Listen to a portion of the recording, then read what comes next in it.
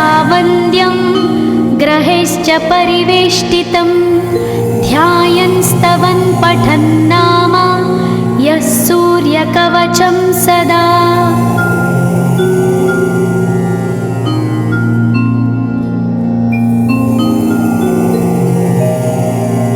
कवचं गृणिः पातु शिरोदेशं सूर्यः पालं च पातु मे आदित्यो लोचने पातु श्रुतिपातः प्रभाकरः घ्राणं पातु सदा भानो अर्क पातु तथा।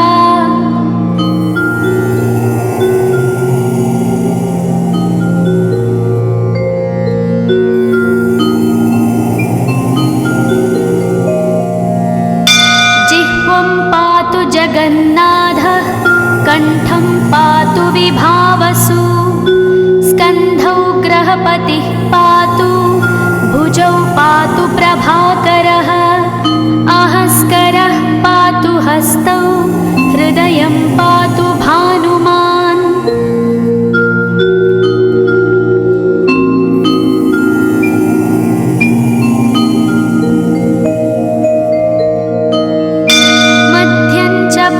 सप्ताश्वो नाभिं पातु नभोमणिः द्वादशात्मा कटिं पातु सविता पातु सक्तिनी ऊरू पातु सुरश्रेष्ठो जानुनी पातु भास्करः जङ्घे पातु च मार्ताण्डो गुल्फौ पातु त्विषाम्पतिः।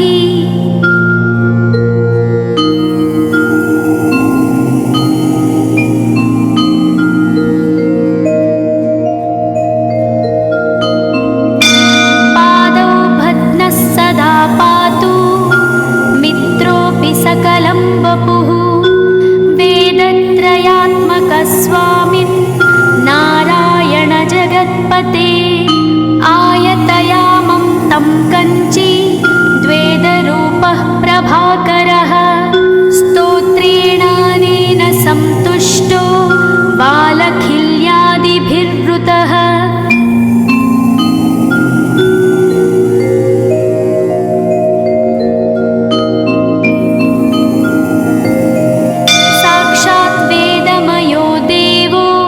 रथारूढः समागतः तं दृष्ट्या सहस्तोत्थाय दण्डवत् प्रणमन् भुवि कृताञ्जलिपुटो भूत्वा सूर्यस्याग्रे स्तुवत्तदा वेदमूर्तिः महाभागो ज्ञानदृष्टिर्विचार्य च ब्रह्मणा स्थापितं पूर्वं यथा यमाविवर्जितम्।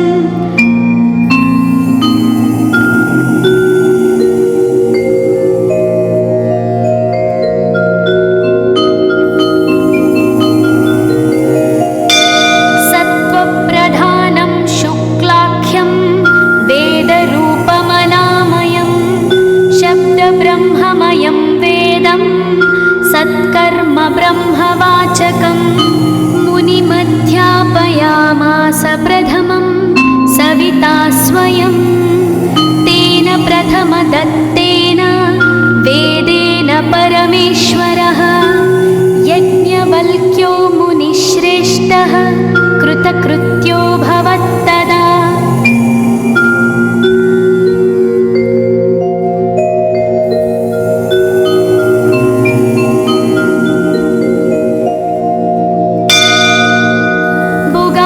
सकलान् वेदान् ज्ञातवान् सूर्यसन्निधौ इदं स्तोत्रं महापुण्यं पवित्रं पापनाशनं यः पठेच्छृणुयाद्वापि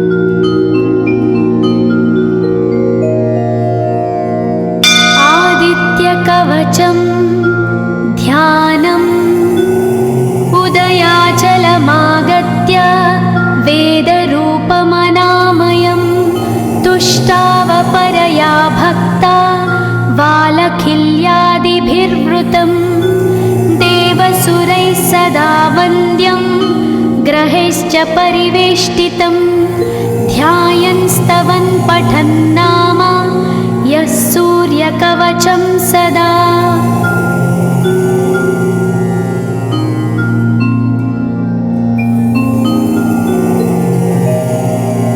कवचं गृणिः पातु शिरोदेशं सूर्यः पालं च पातु मे आदित्यो लोचने पातु श्रुतिपातः प्रभाकरः घ्राणं पातु सदा भानो अर्क पातु तथा।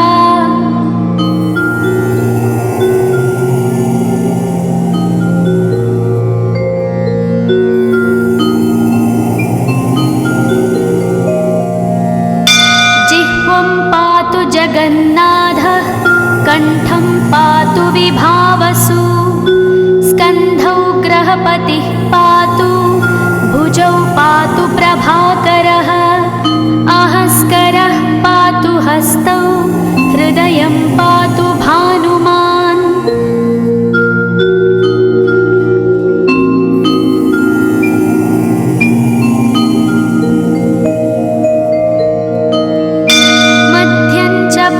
सप्ताश्वो नाभिं पातु नभोमणिः द्वादशात्मा कटिं पातु सविता पातु सक्तिनी ऊरू पातु सुरश्रेष्ठो जानुनी पातु भास्करः जङ्घे पातु च मार्ताण्डो गुल्फौ पातु त्विषाम्पतिः।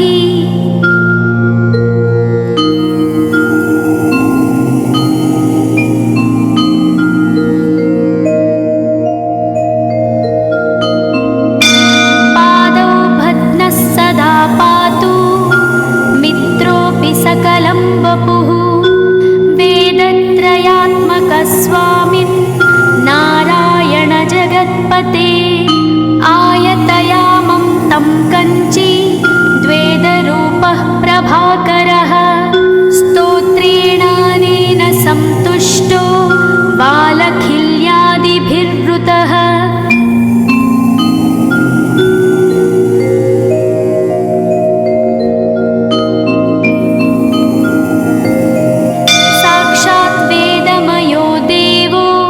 रथारूढः समागतः तं दृष्ट्या सहस्तोत्थाय दण्डवत् प्रणमन् भुवि कृताञ्जलिपुटो भूत्वा सूर्यस्याग्रे स्तुवत्तदा वेदमूर्तिः महाभागो ज्ञानदृष्टिर्विचार्य च ब्रह्मणा स्थापितं पूर्वं यथा यमाविवर्जितम्।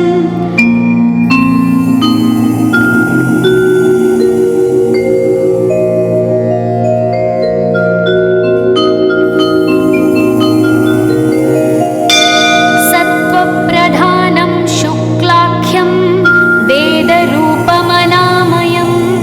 शब्दब्रह्ममयं वेदं सत्कर्म ब्रह्मवाचकं मुनिमध्यापयामास प्रथमं सविता स्वयं तेन प्रथमदत्तेन वेदेन परमेश्वरः यज्ञवल्क्यो मुनिश्रेष्ठः कृतकृत्यो भवत्तदा।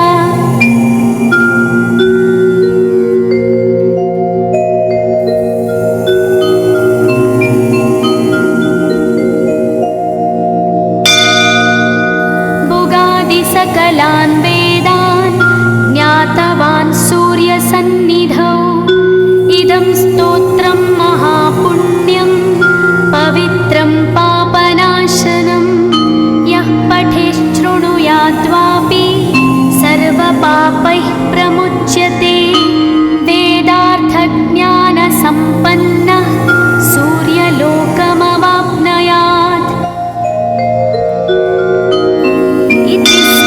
पुराणे गौरीखण्डे आदित्यकवचं सम्पूर्णम्।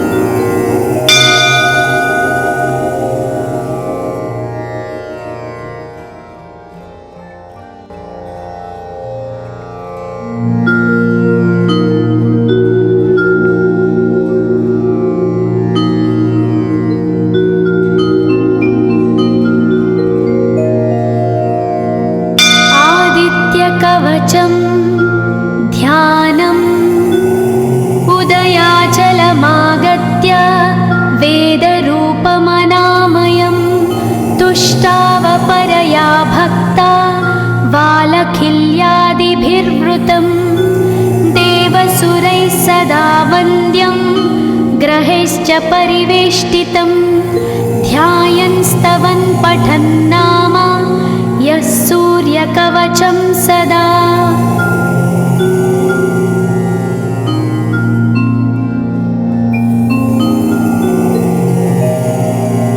कवचं गृणिः पातु शिरोदेशं सूर्यः पालं च पातु मे आदित्यो लोचने पातु श्रुतिपातः प्रभाकरः घ्राणं पातु सदा भानो अर्कपातु तथा।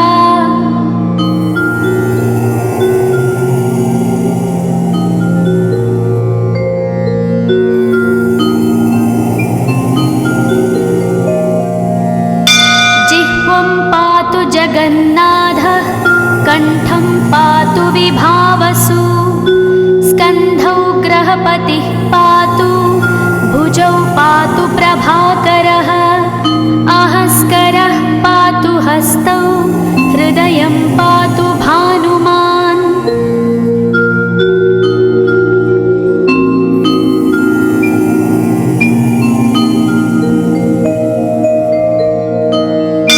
मध्यं च पातु सप्ताश्वो नाभिं पातु नभोमणिः द्वादशात्मा कटिं पातु सविता पातु सक्तिनी ऊरू पातु सुरश्रेष्ठो जानुनी पातु भास्करः जङ्घे पातु च मार्ताण्डो गुल्फौ पातु त्विषाम्पतिः।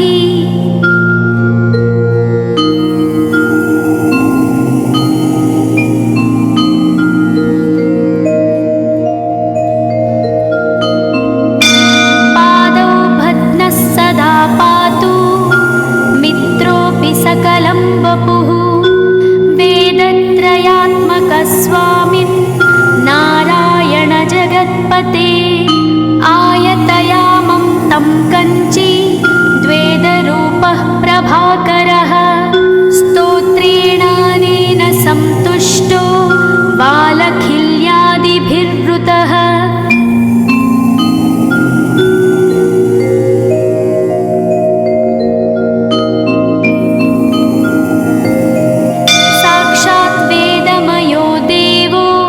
रथारूढः समागतः तं दृष्ट्या सहस्तोत्थाय दण्डवत् प्रणमन् भुवि कृताञ्जलिपुटो भूत्वा सूर्यस्याग्रे स्तुवत्तदा वेदमूर्तिः महाभागो ज्ञानदृष्टिर्विचार्य च ब्रह्मणा स्थापितं पूर्वं यथा यमाविवर्जितम्।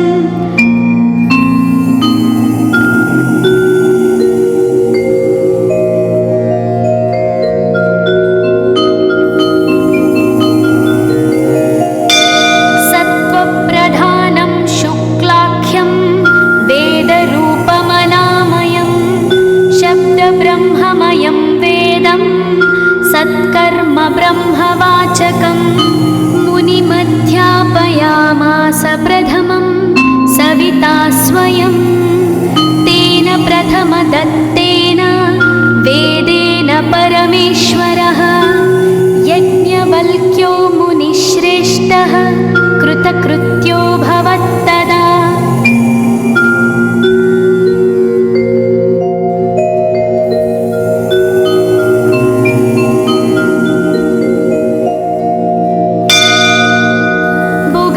सकलान् वेदान् ज्ञातवान् सूर्यसन्निधौ इदं स्तोत्रं महापुण्यं पवित्रं पापनाशनं यः पठेत्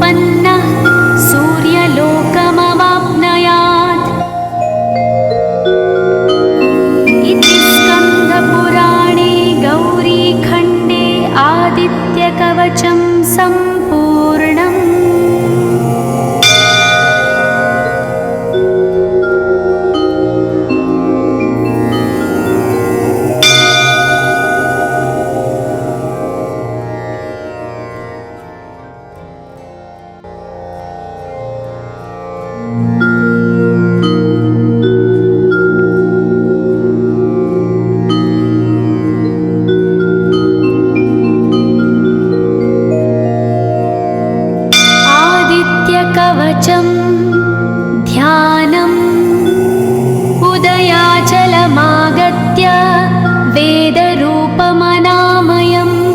तुष्टावपरया भक्ता वालखिल्यादिभिर्वृतं देवसुरैः सदा वन्द्यं ग्रहैश्च परिवेष्टितं ध्यायन् स्तवन् पठन् नाम यः सूर्यकवचं सदा।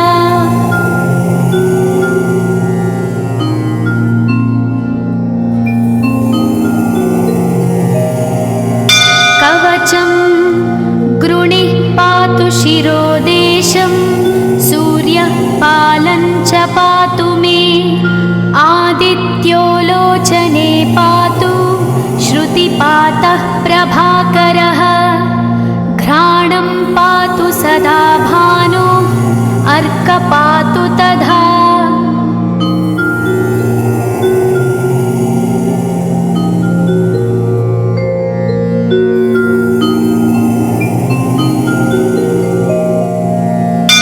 जिह्वं पातु जगन्नाथः कण्ठं पातु विभावसु स्कन्धौ ग्रहपतिः पातु भुजौ पातु प्रभाकरः अहस्करः पातु हस्तौ हृदयं पातु भानुमान्।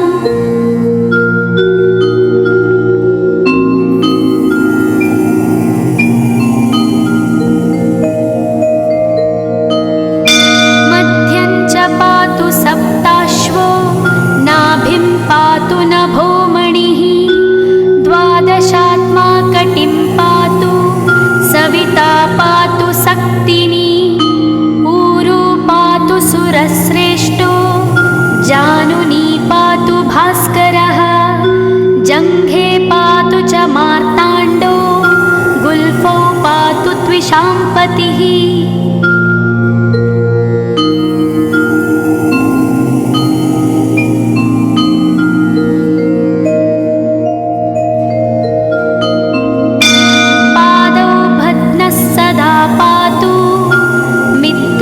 सकलं वपुः वेदत्रयात्मकस्वामिन् नारायण जगत्पते आयतयामं तं कञ्ची द्वेदरूपः प्रभाकरः स्तोत्रेणानेन सन्तुष्टो वालखिल्यादिभिर्वृतः।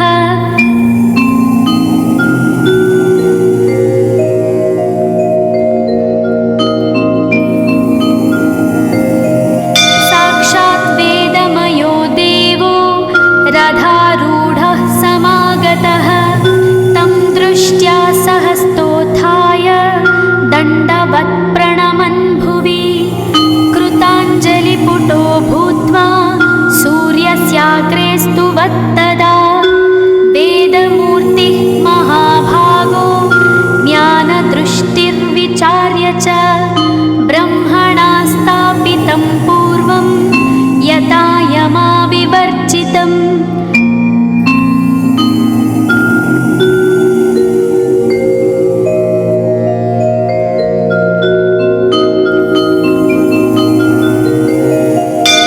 सत्त्वप्रधानं शुक्लाख्यं वेदरूपमनामयं शब्दब्रह्ममयं वेदं सत्कर्म ब्रह्मवाचकं मुनिमध्यापयामास प्रथमं सविता स्वयं तेन प्रथमदत्तेन वेदेन परमेश्वरः यज्ञवल्क्यो मुनिश्रेष्ठः कृतकृत्यो भवत्तदा।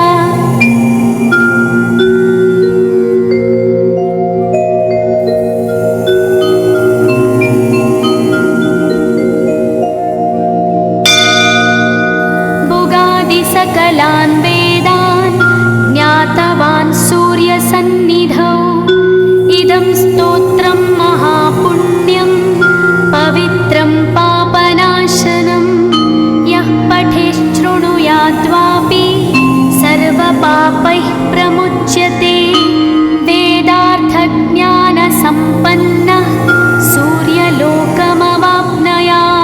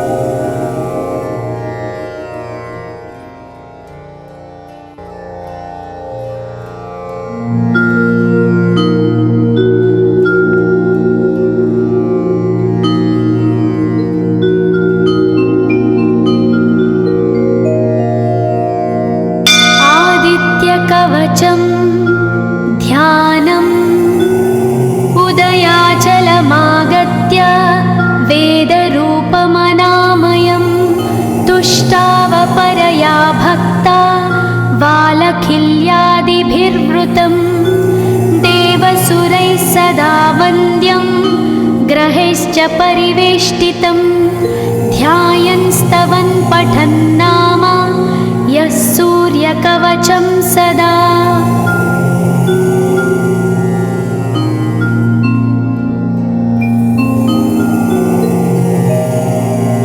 कवचं गृणिः पातु शिरोदेशं सूर्यः पालं च पातु मे आदित्यो लोचने पातु श्रुतिपातः प्रभाकरः घ्राणं पातु सदा भानो अर्क पातु तथा।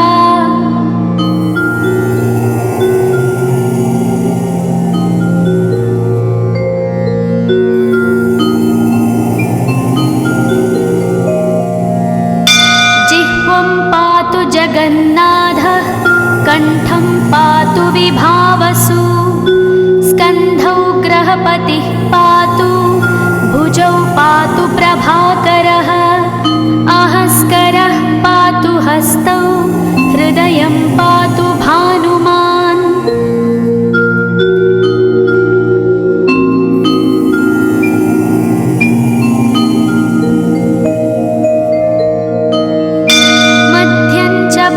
सप्ताश्वो नाभिं पातु नभोमणिः द्वादशात्मा कटिं पातु सविता पातु सक्तिनी ऊरू पातु सुरश्रेष्ठो जानुनी पातु भास्करः जङ्घे पातु च मार्ताण्डो गुल्फौ पातु त्विषाम्पतिः।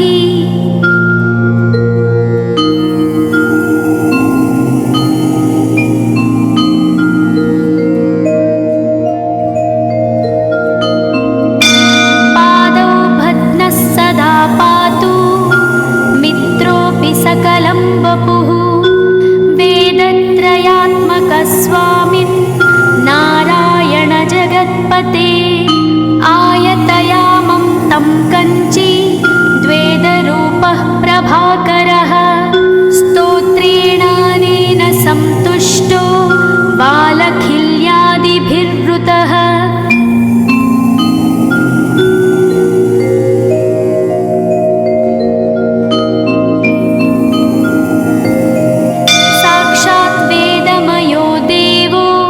रथारूढः समागतः तं दृष्ट्या सहस्तोत्थाय दण्डवत् प्रणमन् भुवि कृताञ्जलिपुटो भूत्वा सूर्यस्याग्रे स्तुवत्तदा वेदमूर्तिः महाभागो ज्ञानदृष्टिर्विचार्य च ब्रह्मणा स्थापितं पूर्वं यथा यमाविवर्जितम्।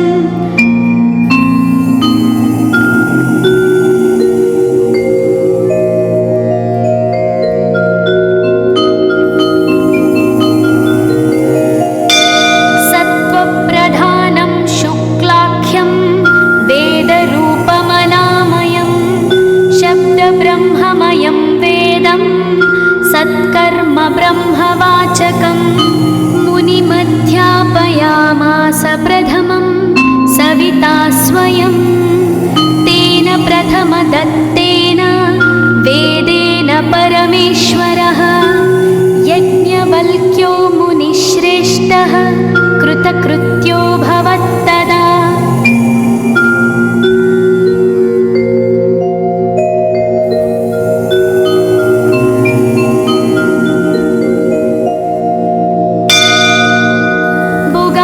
सकलान् वेदान् ज्ञातवान् सूर्यसन्निधौ इदं स्तोत्रं महापुण्यं पवित्रं पापनाशनं यः पठेच्छृणुयाद्वापि सर्वपापैः प्रमुच्यते वेदार्थज्ञानसम्पन्नः सूर्यलोकमवाप्नुयात्। पुराणे गौरीखण्डे आदित्यकवचं सम्पूर्णम्।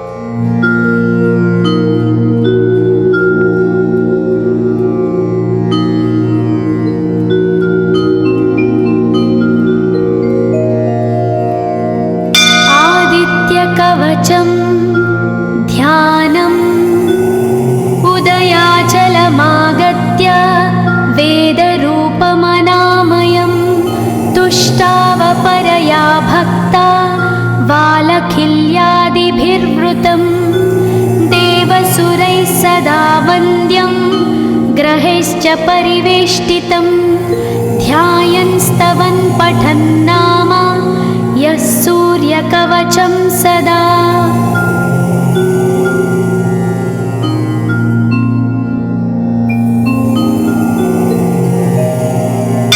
कवचं गृणिः पातु शिरोदेशं सूर्यः पालं च पातु मे आदित्यो लोचने पातु श्रुतिपातः प्रभाकरः घ्राणं पातु सदा भानो अर्क पातु तथा।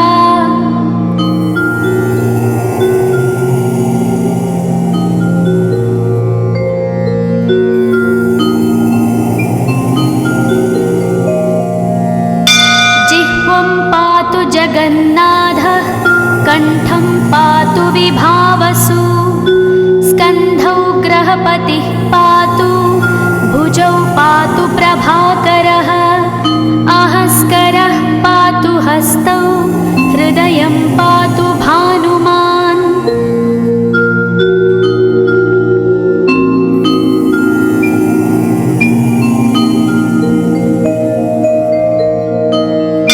मध्यं च पातु सप्ताश्वो नाभिं पातु नभोमणिः द्वादशात्मा कटिं पातु सविता पातु सक्तिनी ऊरू पातु सुरश्रेष्ठो जानुनी पातु भास्करः जङ्घे पातु च मार्ताण्डो गुल्फौ पातु त्विषाम्पतिः।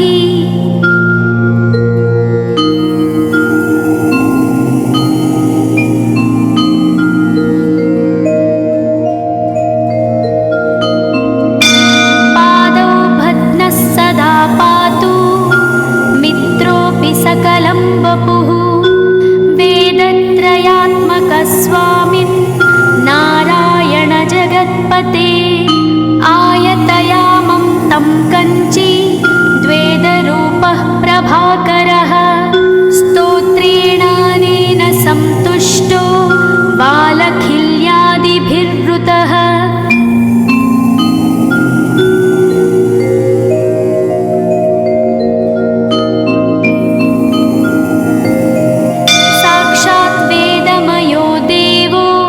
रथारूढः समागतः तं दृष्ट्या सहस्तोत्थाय दण्डवत् प्रणमन् भुवि कृताञ्जलिपुटो भूत्वा सूर्यस्याग्रे स्तुवत्तदा वेदमूर्तिः महाभागो ज्ञानदृष्टिर्विचार्य च ब्रह्मणा स्थापितं पूर्वं यथा यमाविवर्जितम्।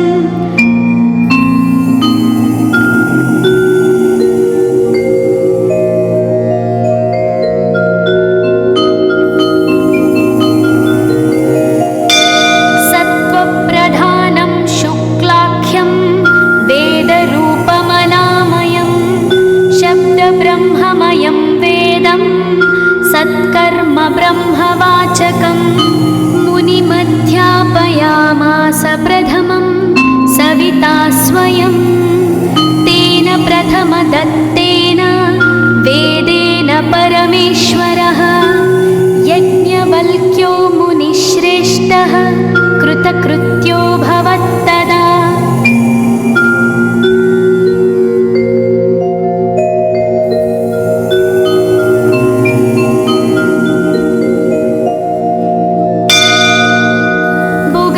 सकलान् वेदान् ज्ञातवान् सूर्यसन्निधौ इदं स्तोत्रं महापुण्यं पवित्रं पापनाशनं यः पठेच्छृणुयाद्वापि सर्वपापैः प्रमुच्यते वेदार्थज्ञानसम्पन्नः सूर्यलोकमवाप्नुयात्।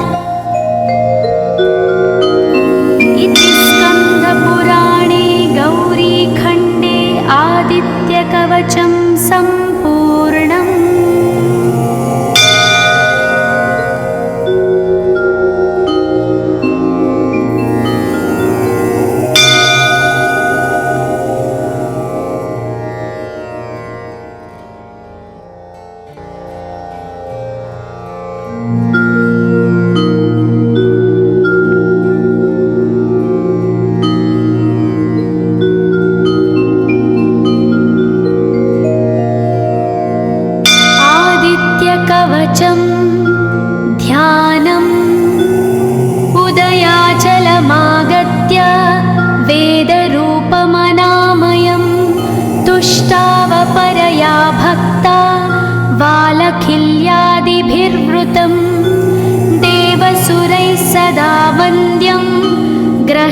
परिवेष्टितं ध्यायन् स्तवन् पठन् नाम यः सूर्यकवचं सदा।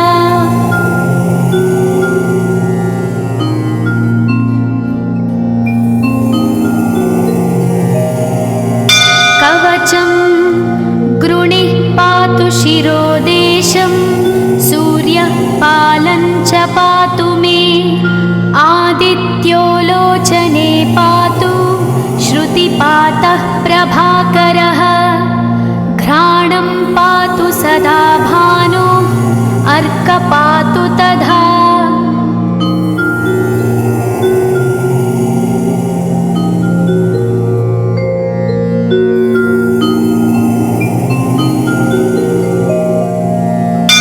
जिह्वं पातु जगन्नाथः कण्ठं पातु विभावसु स्कन्धौ ग्रहपतिः पातु भुजौ पातु प्रभाकरः अहस्करः पातु हस्तौ हृदयं पातु भानुमान्।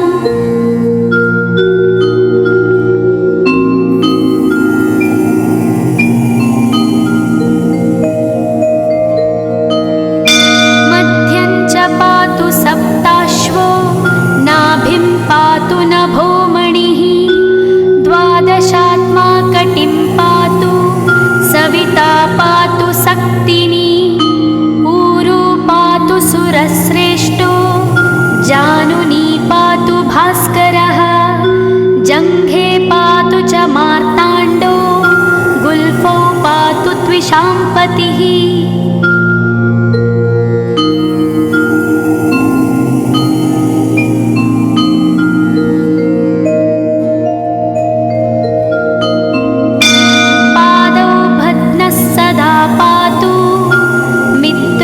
सकलं वपुः वेदत्रयात्मकस्वामिन् नारायण जगत्पते आयतयामं तं कञ्ची द्वेदरूपः प्रभाकरः स्तोत्रेणानेन सन्तुष्टो बालखिल्यादिभिर्वृतः।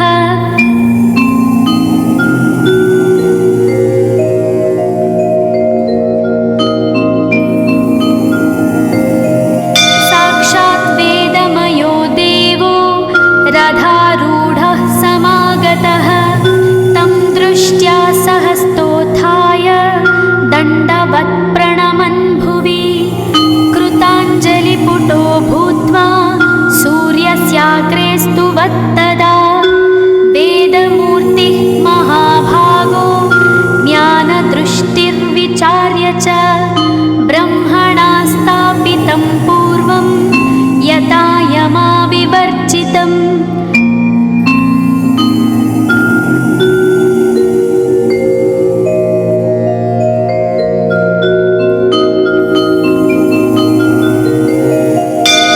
सत्त्वप्रधानं शुक्लाख्यं वेदरूपमनामयं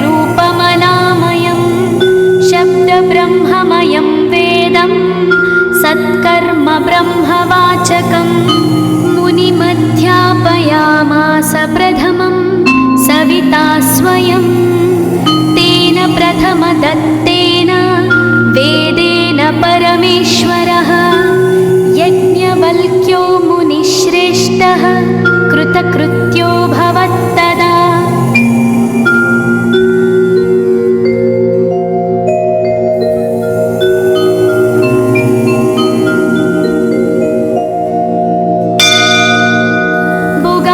सकलान् वेदान् ज्ञातवान् सूर्यसन्निधौ इदं स्तोत्रं महापुण्यं पवित्रं पापनाशनं यः पठेच्छृणुयाद्वापि सर्वपापैः प्रमुच्यते वेदार्थज्ञानसम्पन्नः सूर्यलोकमवाप्नुयात्। इति स्कन्दपुराणे गौरीखण्डे आदित्यकवचं सम्पूर्णम्।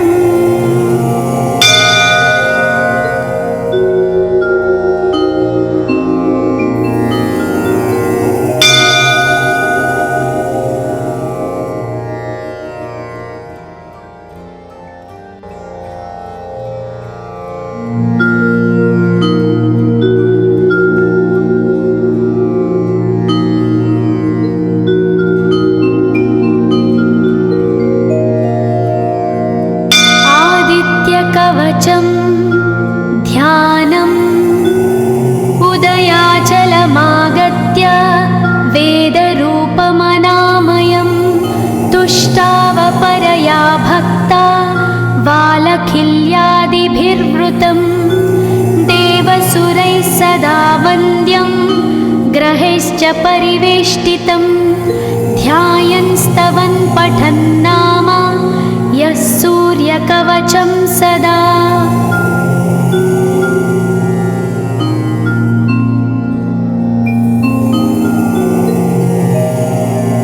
कवचं गृणिः पातु शिरोदेशं सूर्यः पालं च पातु मे आदित्यो लोचने पातु श्रुतिपातः प्रभाकरः घ्राणं पातु सदा भानो अर्क पातु तथा।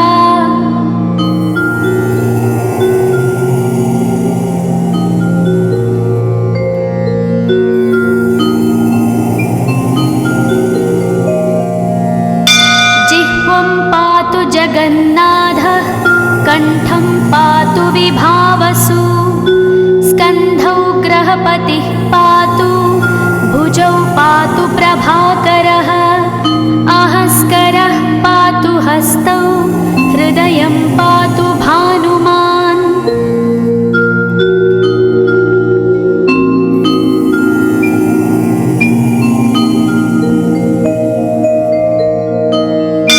मध्यं च पातु सप्ताश्वो नाभिं पातु नभोमणिः द्वादशात्मा कटिं पातु सविता पातु सक्तिनी ऊरू पातु सुरश्रेष्ठो जानुनी पातु भास्करः जङ्घे पातु च मार्ताण्डो गुल्फौ पातु त्विषाम्पतिः।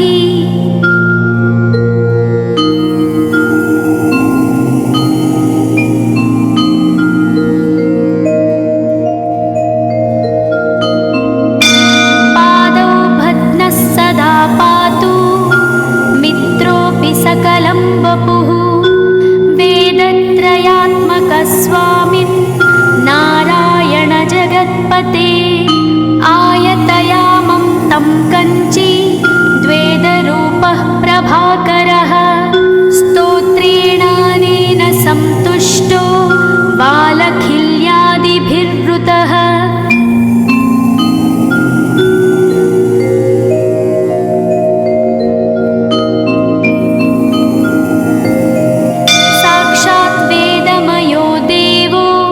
रथारूढः समागतः तं दृष्ट्या सहस्तोत्थाय दण्डवत् प्रणमन् भुवि कृताञ्जलिपुटो भूत्वा सूर्यस्याग्रे स्तुवत्तदा वेदमूर्तिः महाभागो ज्ञानदृष्टिर्विचार्य च ब्रह्मणा स्थापितं पूर्वं यथा यमाविवर्जितम्।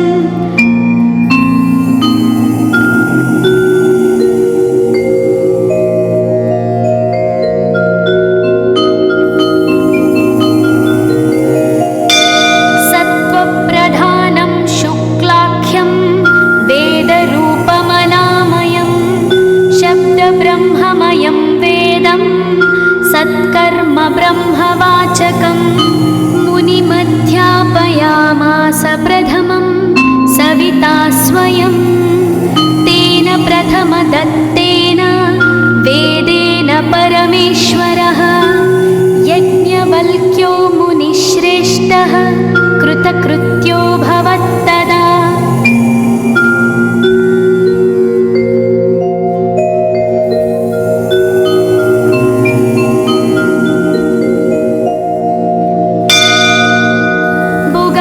सकलान् वेदान् ज्ञातवान्